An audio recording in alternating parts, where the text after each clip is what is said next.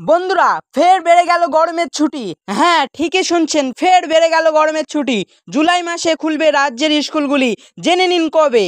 জম্মু ও কাশ্মীরের স্কুল ছুটি 16 দিন পর্যন্ত বাড়ানো হয়েছে।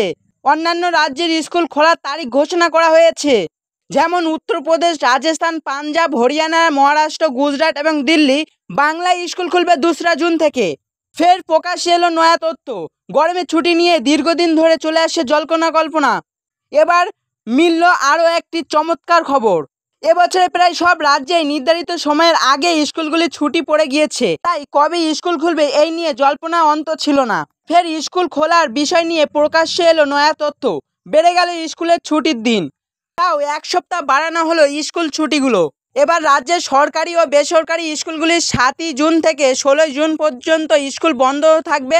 এদিকে উত্তরপ্রদেশের স্কুল খুলবে 30শে জুন থেকে, রাজস্থানে স্কুল খুলবে 16 জুন থেকে, পাঞ্জাবে স্কুল খুলবে 30শে জুন থেকে, হরিয়ানা স্কুল খুলবে একই দিনে।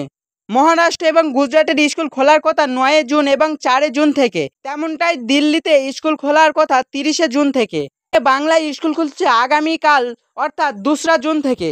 অনেকেই আশা করেছে এই ছুটি বাড়াতে পারে, তবে আপাতত কোনো ছুটি বৃদ্ধির খবর আসেনি প্রকাশ্যে।